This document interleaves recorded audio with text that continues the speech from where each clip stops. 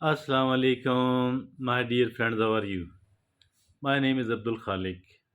Look, many of us, and many of us indeed, are of the view that my life has become stuck somewhere else.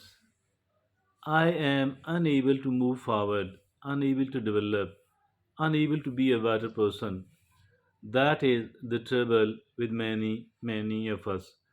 Obviously, this is quite a lot of dissatisfaction.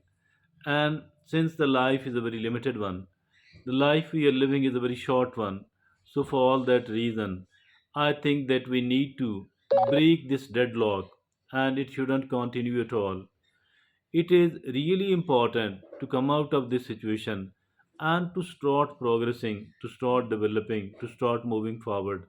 Because unless and until we are doing that, I think the life is not going to get better at all. For the reason that other people are developing, they are moving forward. And if at all we don't develop and we don't move forward, what is going to happen in that case? I think the gap between us and others, the gap between us and our peers will be created. And not only that, the gap will be created, rather, this gap will keep increasing with the passage of time as the time goes. So we need to do something. Unless and until we do something, I think this is not going to be good at all. So what if at all we can do in a case like this one, in a situation like this one? I think there are 10 things we need to say goodbye to. There are 10 things we need to say goodbye if at all we want to come out of a situation like this one. If at all we want to start living well again, so we need to say goodbye to these 10 things. Now, as far these 10 things are concerned, not necessarily each and every one of these 10 is inside me, inside you, but definitely there are certain of these which should be marked that this thing does exist in my life, and this thing is responsible for a deadlock in here, and this thing is responsible that I am unable to move forward, I am unable to develop at all. My dear friends and fellows, let's look upon all of those 10 things which we need to say goodbye, which we need to identify if at all some of these does exist in me. First of all, it is the number one, it is ignoring your emotions.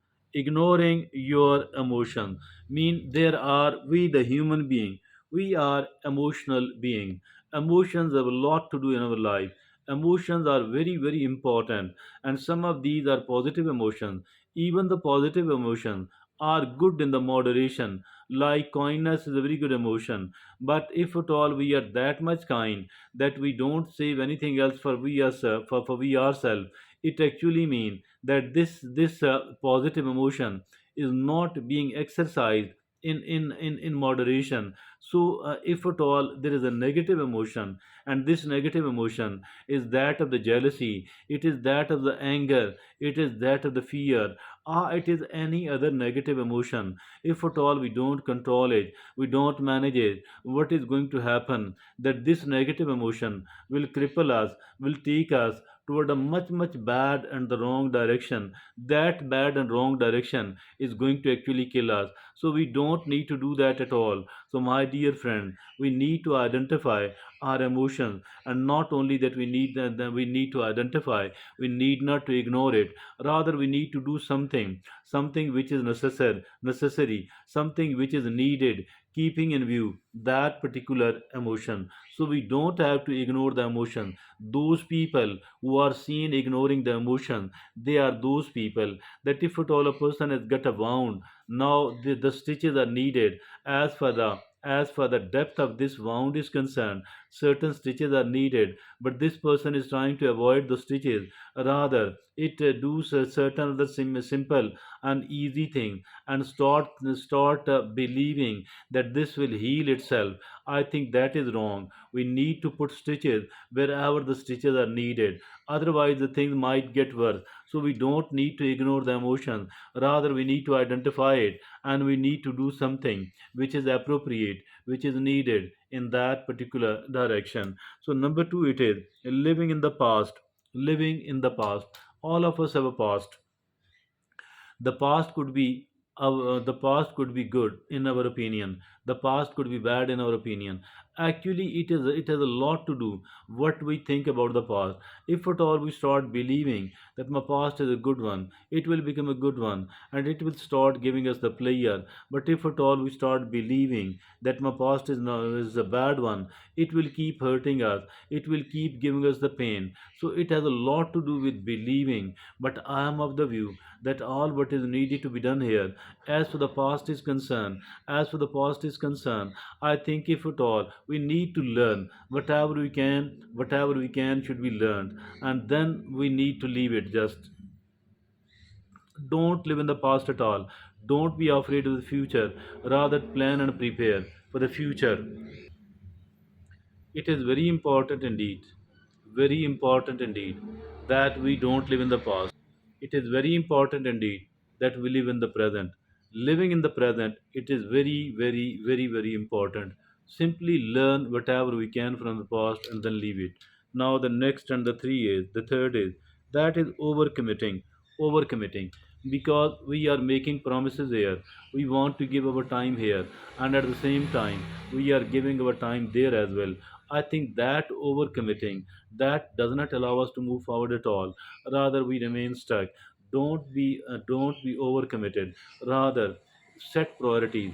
Set priorities, and your priorities will tell that the top few priorities must be done, must be given the number one importance, and the rest of the things could be ignored. But do not ignore the things which are really important, dear friends. And that is, overcommitting, which we need to say goodbye.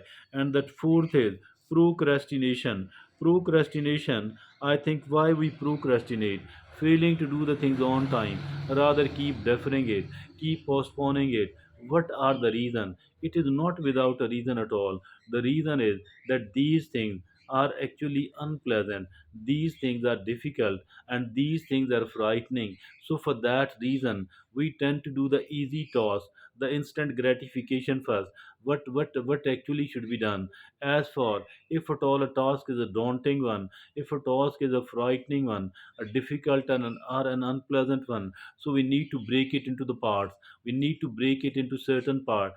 It is like somebody has slaughtered an animal, whether goat or cow, whatever it is. So the way they make the major parts of it, the way they separate the major parts of it, like the front two legs, like the rear two legs, and like the other parts. Like, I mean, I think in the same manner, whatever unpleasant, difficult, or frightening task is in front of us, we need to break it into certain parts, and each one part should be taken at one time. So it is better, and it will be very helpful if at all we are taking the unpleasant or the frightening or the difficult task at number one sub task or the sub goal. That is the way to prove to get out of the procrastination. And the second thing is that doing the unpleasant things first. Why? Because it will make create a lot of confidence, and it will give us a lot of relief as well. Now that the first and the second, the most unpleasant things have gone, the rest of the things are easy to tackle. So I think it gives us a lot of happiness, lot of gratification as well. So that is the way to stop the procrastination. And the fifth is playing it safe. Playing it safe, what is this, by the way? Because playing it safe actually mean failing to not taking the risk, because we want to stay in the comfort zone. Risk taking, that might not be simple, maybe it is a bit complicated. So never take the risk at all. Never take the risk at all. Never stop taking the risk at all. Never stop taking the risk at all. Rather take the well prepared risk. The well prepared risk. Not necessarily we are bound to take every risk. Not necessarily. Rather, some of the risks which are quite well prepared, which are manageable, and which are affordable as for the possible loss is concerned, the risk should be taken. The risk should be taken. And then the next is, it is avoiding change. Those people who are avoiding the change, They are afraid of the change. Change must be embraced for the reason that the change is unstoppable. The only thing rather which is permanent here in this world, that is called change. The only thing which is permanent here in this world, that is called change. So we cannot afford to ignore the change. The change is very necessary. The change is very important. Although these changes does contain certain challenges, troubles, and difficulties in it, but we need to still embrace the change because the change is unavoidable. So what to do then? I think if at all we are managing, we are tackling, we are conquering the possible trouble and the possible difficulties in the change, I think in that case our level of confidence will raise a lot, will get raised a lot of raise. So our level of confidence will be raised a lot. And the second thing is, there are certain, definitely hidden or unhidden opportunities in that thing. So either very open opportunities or very concealed opportunities. In both of these cases, we need to identify these opportunities and we need to avail, because this is very good for us. Change is not bad for us at all, but it is actually the wrong way of thinking which is converting it, which is actually making us think like the change is not good. Actually the change is very good. And the seventh thing which is not allowing us to move forward, it is like not setting personal goals. Personal goals are very important. Projects, start taking the projects, and the personal goals are very very important indeed, because these targets and this is a kind of destination. We have fixed a destination and we have started moving toward that thing. We have started traveling toward that particular direction. I think as for these personal goals are concerned, these are extremely important. Without that, we cannot make any sort of development at all. Otherwise, we will not be having any sort of direction, will not be having any sort of destination. Rather, we will be drifting. We will keep drifting from here to there and from there to there. I think if at all we want to start moving forward, then the projects of personal goals must be started. And then the eighth is overthinking. Overthinking, one of the worst things a person can do with oneself. Overthinking mean inability to do anything else at all. Overthinking means inability to do anything else at all. So we should be doing certain things. We should not be. We must be doing a certain thing. So overthinking does not allow us to do anything else at all. Rather, it cripples our power to take initiative. It does not allow us to move forward at all. It does not allow us to move forward at all. So we should not be doing it at all. Should not be doing it at all. So I think overthinking is one of the it decapacitated us. It actually make us crippled. The ninth thing which actually does not allow us to move forward, and that is not taking care of your health. Taking care of your health is of very basic importance, because unless and until we are healthy, we cannot develop at all, we cannot move forward at all. We need to become psychologically healthy, mentally healthy. We need to become physically healthy. Being a physical healthy person, I think we need to sleep well from 7 to 9 hours. We need to take the right sort of diet, the nutritious diet. We need to exercise, and we need to think positive, etc., etc. And as for the psychological health is concerned, we need to think positive. Positive thinking, realistically positive thinking, extremely important indeed. And now the 10th and the last is comparing yourself to others. We don't need to compare ourselves to others, because everybody is unique. Everybody is different from others. Even the twin brothers, born at the same moment from the womb of the same mother and were raised in the same atmosphere, even their life is not usually together alike. Their life is not usually the same at all.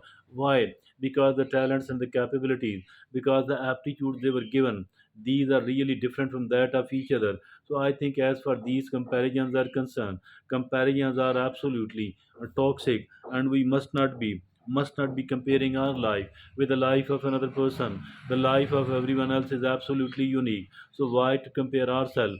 Because the kind of circumstances we have been facing, these are different from that of mine, from mine and that of yours. So the kind of aptitude, the kind of talents and the capabilities we were given, these are different. If at all everything else is different, so why to compare our life with the life of another person? As I earlier said, even the two twin brothers cannot be compared with each other. So I think so that that is really really important. So we need to identify these 10 things. Not necessarily each one of us who is unable to develop is carrying all of these 10 things, but definitely there are certain things out of these 10 which are existing in a person who is unable to move forward. I think we need to do something which is really important. Something we need to do something to get rid of all these 10 things. But unless and until we don't do that, we will not be able to develop, we will not be able to prosper. And what as a result is going to happen, that gap between us and the gap between us and peers will be created, and this will keep increasing with the passage of time. Thank you.